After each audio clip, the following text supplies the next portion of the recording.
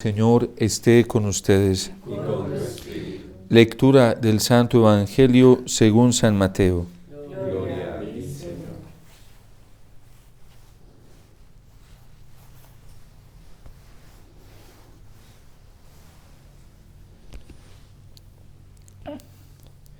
En aquel tiempo Jesús dijo a sus discípulos: Velen y estén preparados, porque no saben qué día va a venir su Señor. Tengan por cierto que si un padre de familia supiera a qué hora va a venir el ladrón, estaría vigilando y no dejaría que se le metieran por un boquete en su casa. También ustedes estén preparados, porque a la hora en que menos lo piensen, vendrá el Hijo del Hombre. Fíjense en un servidor fiel y prudente, a quien su amo nombró encargado de toda la servidumbre para que le proporcionara oportunamente el alimento. Dichoso ese servidor si al regresar su amo lo encuentra cumpliendo con su deber. Yo les aseguro que le encargará la administración de todos sus bienes.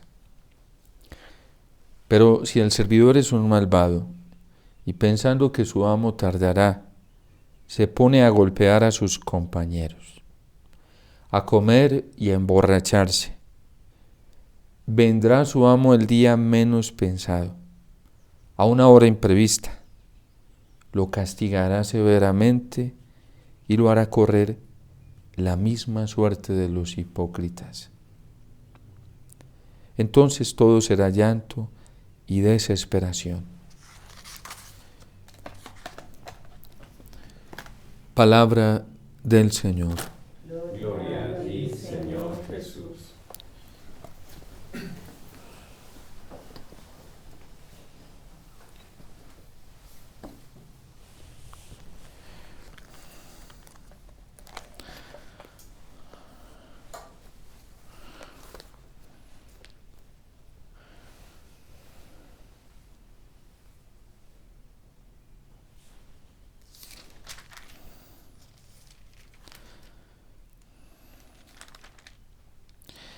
Este texto que acabamos de tomar, o que nos propone más bien la liturgia de la palabra para el día de hoy, se está dirigiendo a nosotros en un contexto de alerta. El Señor nos está exhortando con su palabra para que nos preparemos, para que las cosas no nos cojan así como de imprevisto, para que después no digamos que Dios es injusto y que ¿por qué me suceden estas cosas? ¿Por qué me pasa esto a mí? ¿Por qué sucede esto así? Dios, siendo un Padre tan bueno y tan lleno de misericordia, actúa con lo que en la Iglesia o algunos místicos han llamado la misericordia preventiva. ¿Y en qué consiste esa misericordia preventiva? En que Dios comienza a advertirnos, como lo hizo con nuestros padres Adán y Eva. Dios no fue injusto ni un tirano, y no era que Dios hubiera determinado a nuestros primeros padres para que cayeran en el pecado.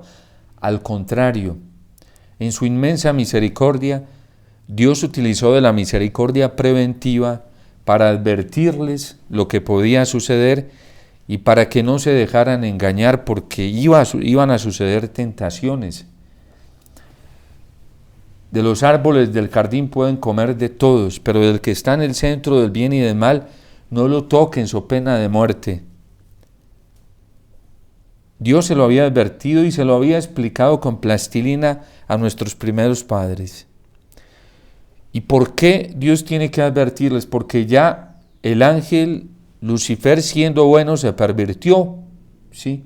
En la eternidad se había pervertido, y Dios sabía con qué intenciones venía a engañar a los hombres, y Dios sabía que a sus hijos, Adán y Eva, nuestros primeros padres, pues no iban a estar exentos de ese engaño, porque si Satanás se atrevió a engañar a los ángeles del cielo y a rebelarse contra él mismo, pues lógicamente lo iba a hacer con su plan, el plan que Dios tenía, el proyecto de amor, y sobre todo con la humanidad representada allí en nuestros primeros padres, Adán y Eva.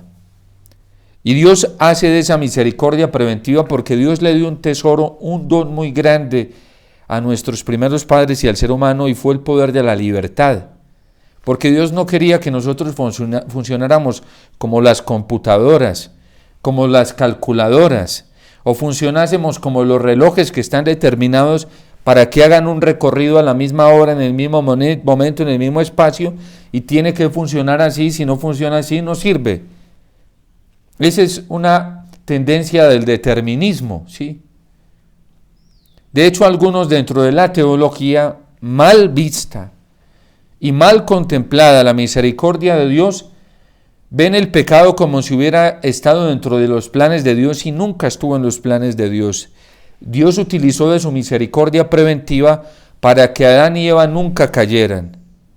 Pero no por culpa de él o por imperfecciones, fue que el ángel Lucifer se le reveló porque Dios también a los ángeles les dio libertad.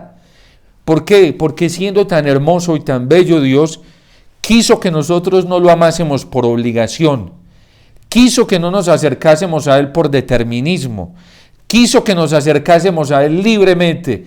Y se arriesgó de darnos la libertad para que por esa libertad nosotros libremente o lo escogiésemos o lo rechazásemos, que no era lo que Él quería.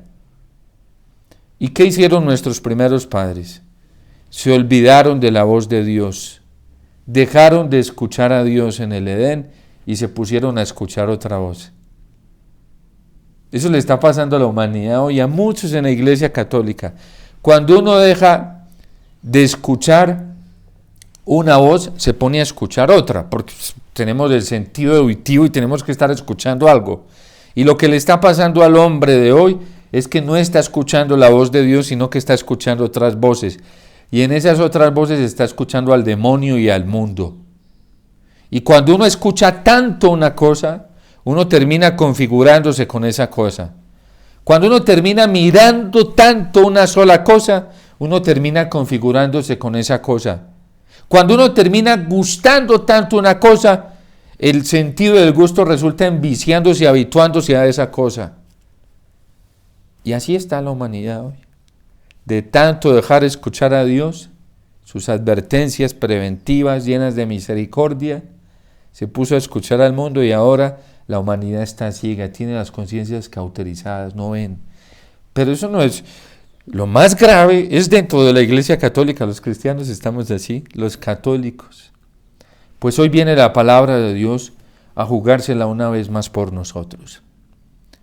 Y esto del Evangelio está dentro del discurso escatológico de San Mateo, donde está preparando a la comunidad para la segunda venida del Señor.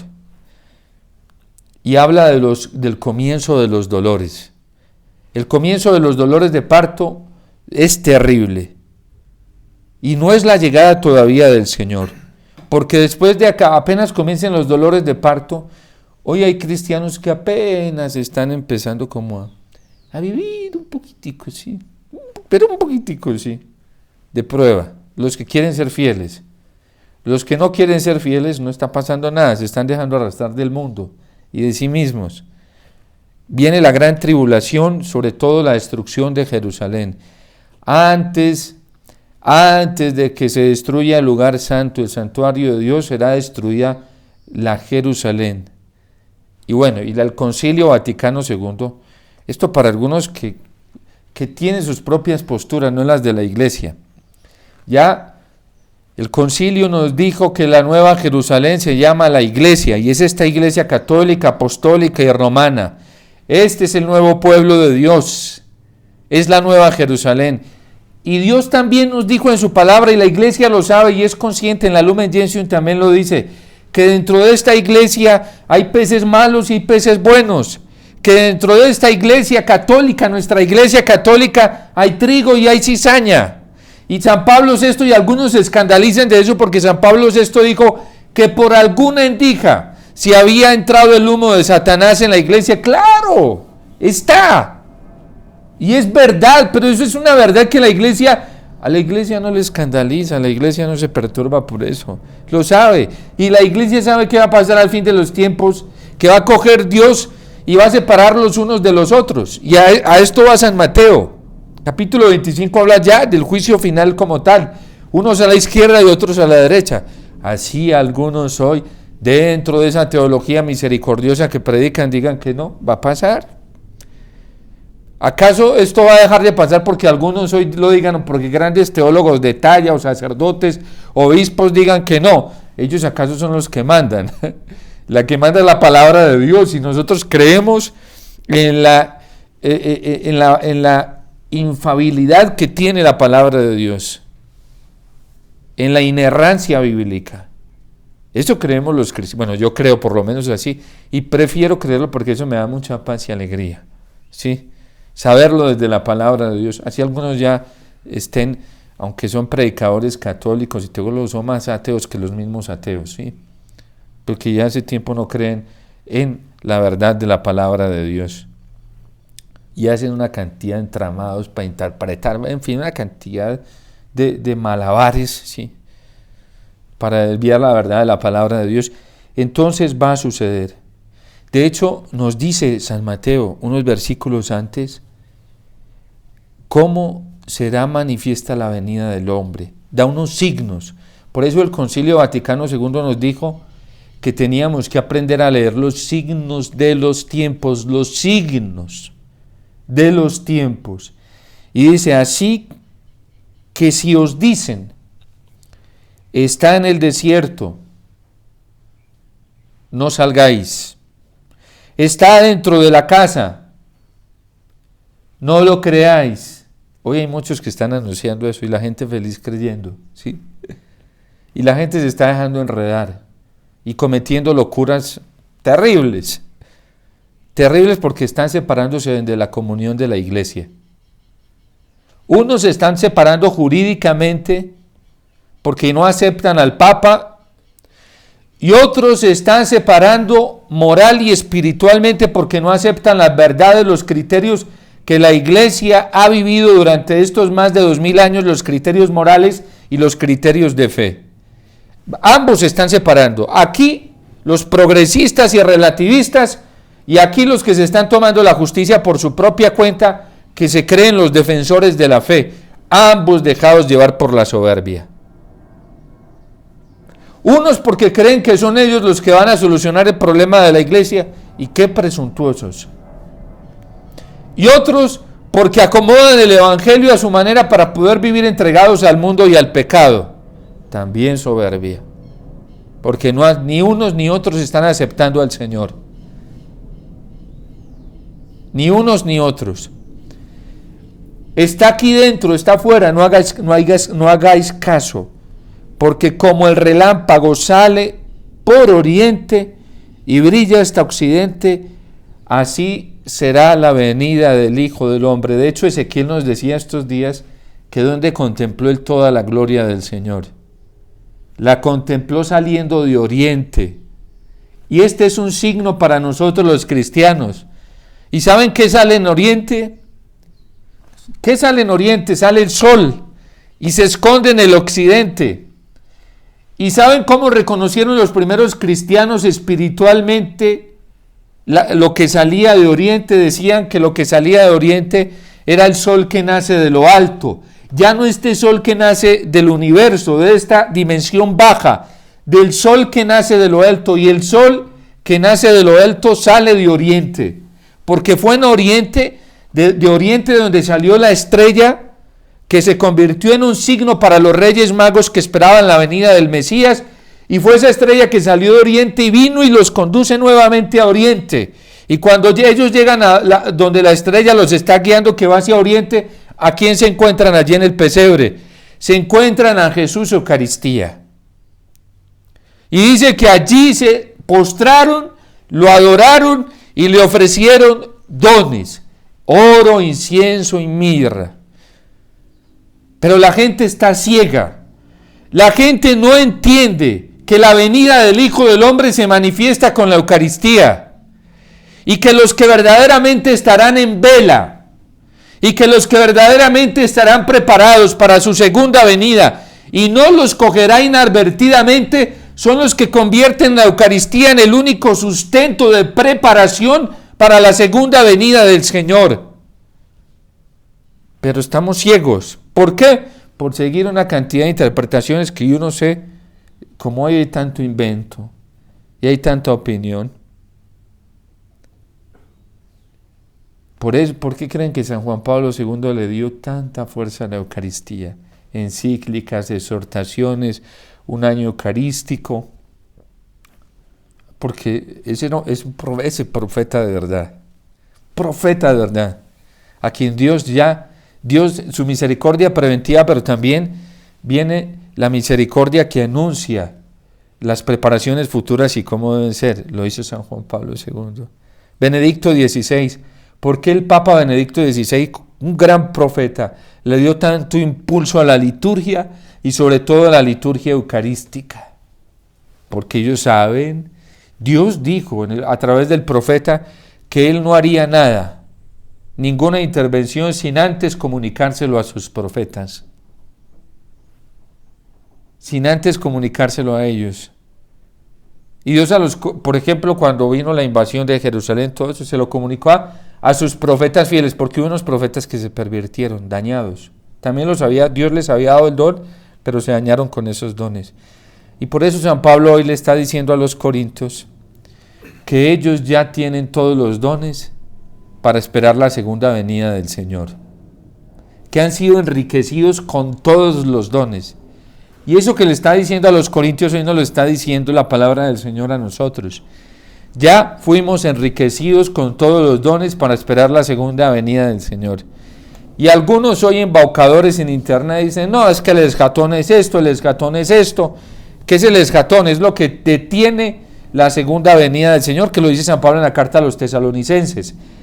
Dice que ustedes ya saben qué es lo que detiene la segunda venida del Señor. Y lo que detiene la segunda venida del Señor es la venida intermedia. ¿Y cuál es la venida intermedia del Señor? En la Eucaristía todos los días viene, por la acción del Espíritu Santo, a través del sacramento del orden, viene al altar. Entonces nosotros estamos enriquecidos con todos los dones para esperar la segunda venida del Señor. Por eso no nos pongamos a golpear al uno, a golpear al otro, porque hacen caso, porque no hacen caso, porque no viven así. No, como un buen administrador, ¿qué tenemos que hacer? Fijar los ojos en la Eucaristía, fijar los ojos en el Señor.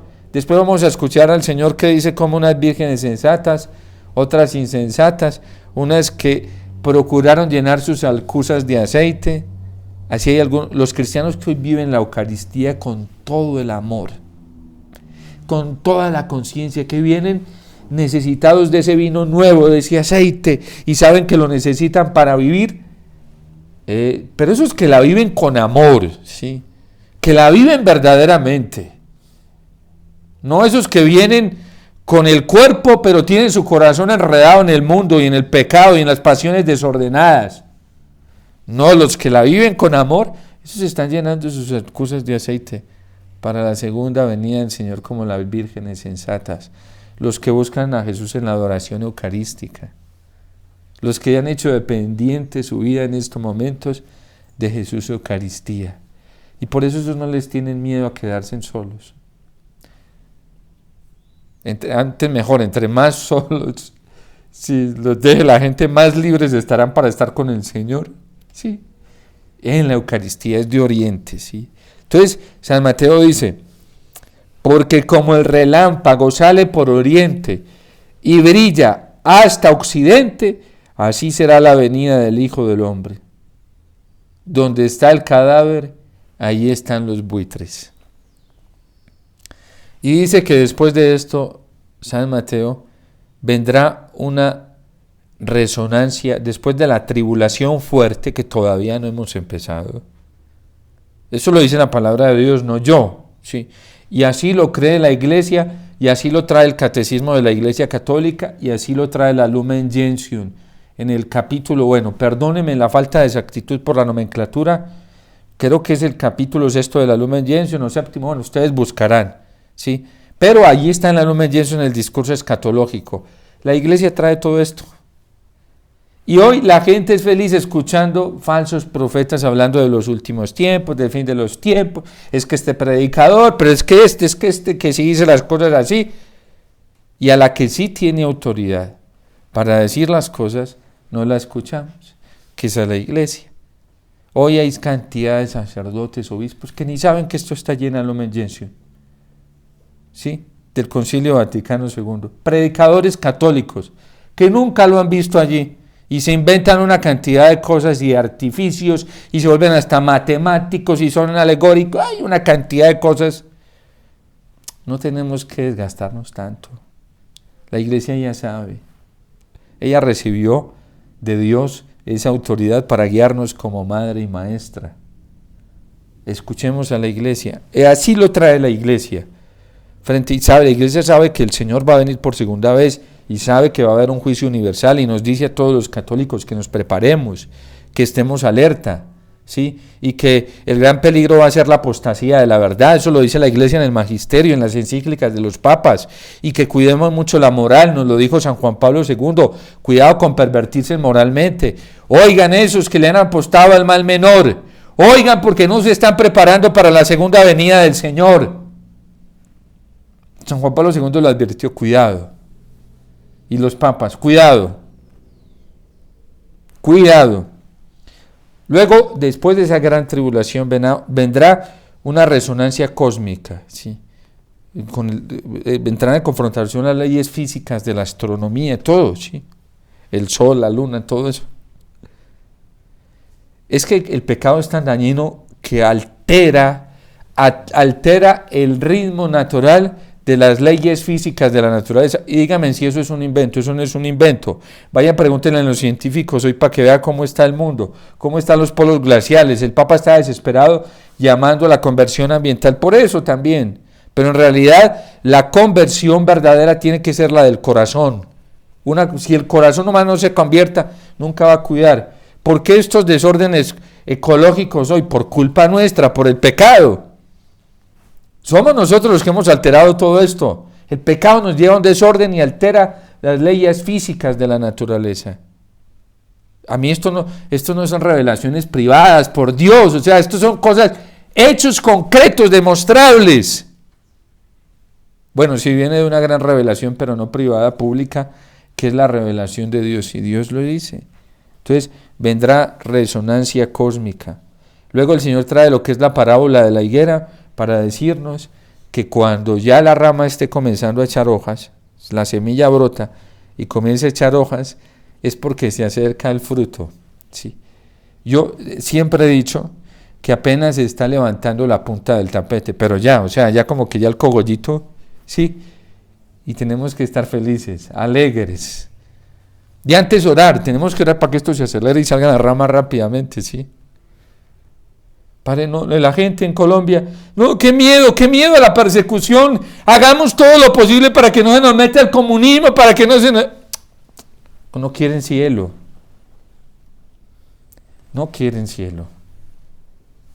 porque todavía no tienen su corazón puesto en el Señor. A mí me han llamado egoísta, me han dicho una cantidad de cosas.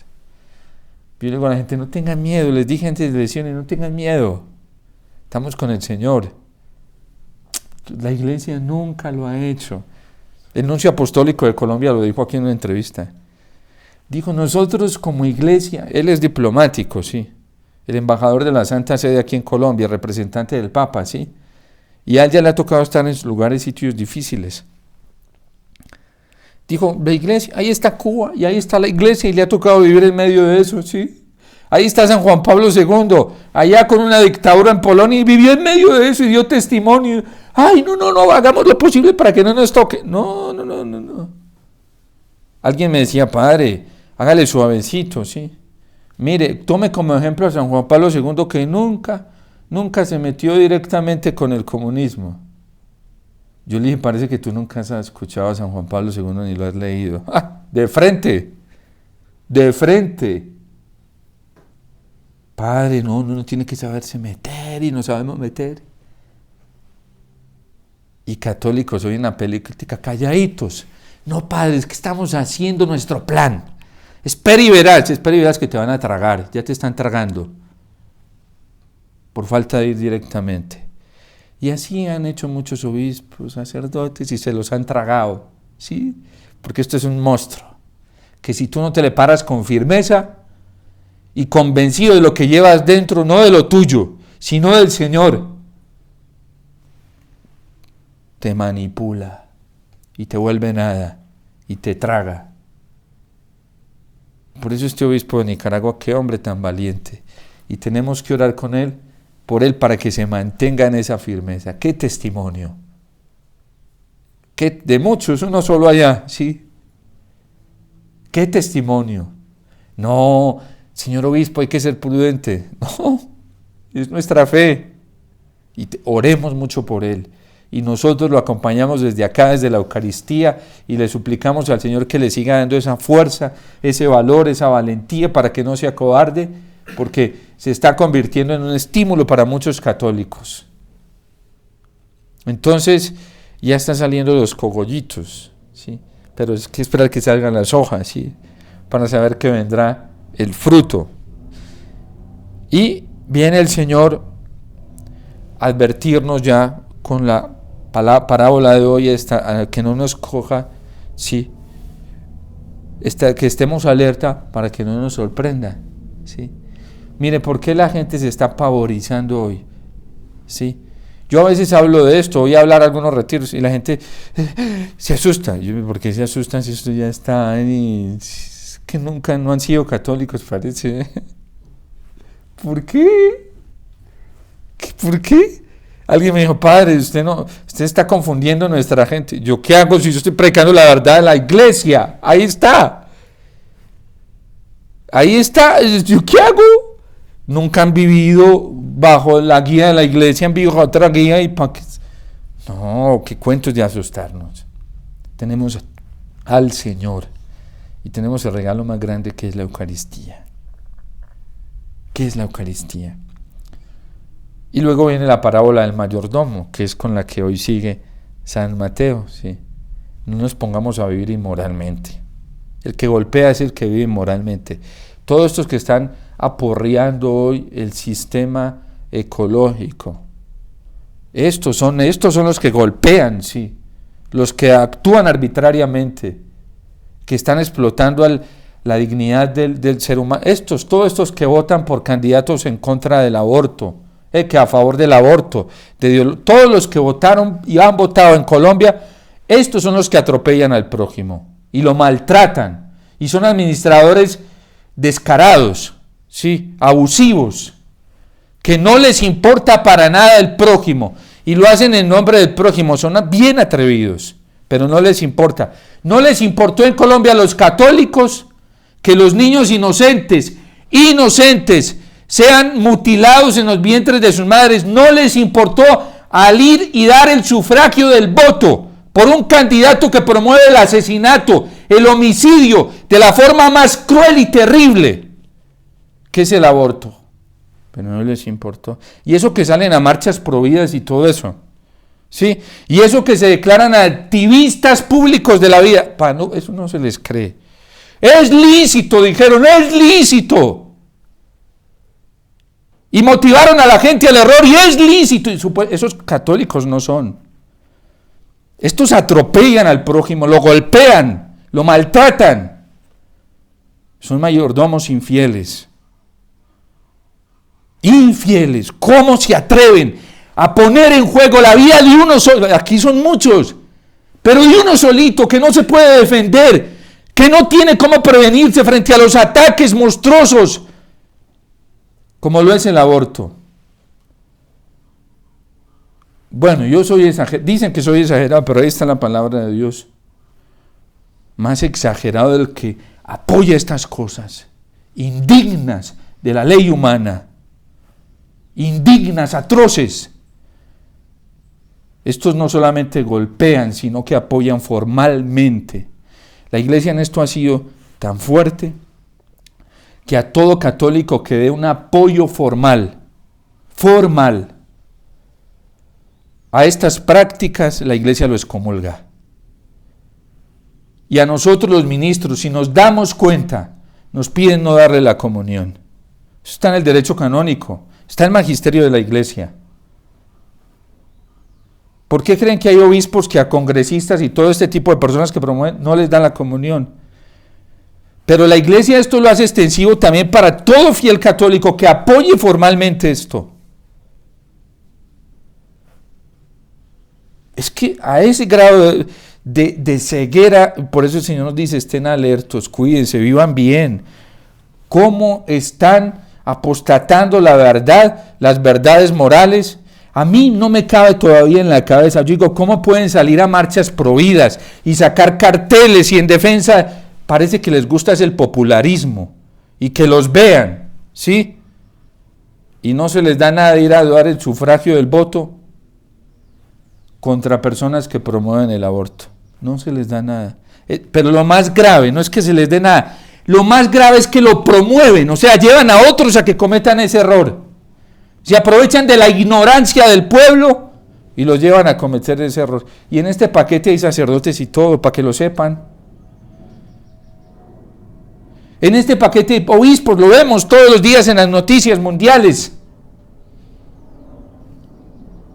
Así estamos. Pero porque ya no escuchamos a la Iglesia, que es la que tiene la autoridad en su magisterio auténtico. Estemos preparados, Dios nos está advirtiendo, nos está preparando en su paternidad amorosa para que no nos dejemos arrastrar de todas estas corrientes y para que nosotros nos aferremos a gran manifestación de esperanza, donde la gente dice, Padre, mensaje esperanzador necesitamos. Ahí tenemos a la Eucaristía todos los días. ¿Qué otro mensaje esperanzador? Necesitamos un mensaje esperanzador. Ya nos lo está diciendo el cielo. Conviértanse. Si se convierten, no serán atrofiados por estos males. Conviértanse. ¿Qué más mensaje esperanzador esperamos? Si Dios nos está ofreciendo, si se convierten, si nos convertimos, vendrá la salvación, la paz, la alegría. Pero la gente quiere otra cosa, quiere otro mensaje esperanzador. Fátima no trajo otro mensaje de esperanza más que eso. La conversión, si se convierten, esto cambiará. Pero la gente quiere que las cosas cambien sin conversión, sin santidad. Y San Pablo lo está diciendo hoy en la carta a los Corintios, y sean santos porque tienen todos los medios. A ustedes se les dieron todos los dones para ser santos. Ninguno de nosotros tiene excusa. Y podremos llegar, como nos decía el domingo del Señor, hemos comido, bebido contigo, Señor, te escuchamos predicar en las plazas, hemos escuchado predicaciones tuyas, Señor, de 2, 3 horas en YouTube, en Twitter, en todo eso, hemos ido a congreso, no los conozco. La Eucaristía, la gente está dejando a Jesús Eucaristía por irse detrás de otros espectáculos, detrás de falsos profetas. Y miren, un profeta que hoy no lleve la gente al Señor y sobre todo a depender de Jesús Eucaristía, ténganle miedo. Un predicador que no lleve la gente a depender absolutamente de Jesús Eucaristía, ténganle miedo. Ténganle miedo, córranle, húyanle. Y adviértanlo si puede, a ver si hace caso. Bueno, yo soy católico, yo creo que en la Eucaristía está la salvación y la máxima expresión de la salvación, yo como católico. Ahora la gente, yo no sé en qué cree, yo no puedo responder por eso, sí, pero yo sí, y por eso hablo de la Eucaristía. Así algunos estén diciendo que yo les estoy dañando las espiritualidades a la gente y que todo es porque le digo que vengan a la Eucaristía, imagínense. Y esto no lo dicen gente no confesional, lo dicen católicos, mismos católicos, que se sienten fervorosos, parece que son la última palabra del Señor para estos tiempos, ¿sí? Y promueven devociones y una cantidad de cosas, y todo lejos de Jesús Eucaristía. Jesús Eucaristía no es el centro, pero será de oriente, sí, recuérdenlo. La señal será de oriente, como el relámpago brillará en oriente. Y fue en oriente de donde salió la estrella, ¿sí?, que se fue a buscar los Reyes Magos y los trajo nuevamente hasta Oriente. ¿Sí? Fue la estrella que los dirigió hasta Oriente. Solo las estrellas que nos dirijan a Oriente, donde sale el sol que nace de lo alto, que es la Eucaristía, son buenas. Hay estrellas que no son buenas y que no debemos seguir, ¿sí? Como los marineros que ya tienen identificadas cuáles son las estrellas que los orientan y nos guían, porque ellos saben que no todas, ¿sí? Hay estrellas que son fugaces, surgen y se desaparecen cuando menos piensas, ¿sí? Y los que se van detrás de ellas se van al abismo, ¿sí? Hay que seguir estrellas, ¿sí? Que nos lleven a Oriente, a la Eucaristía. La Virgen es la gran estrella y siempre nos dirige hasta la Eucaristía. Dios te salve María, llena eres de gracia, el Señor es contigo, bendita tú eres entre todas las mujeres y bendito es el fruto de tu vientre Jesús.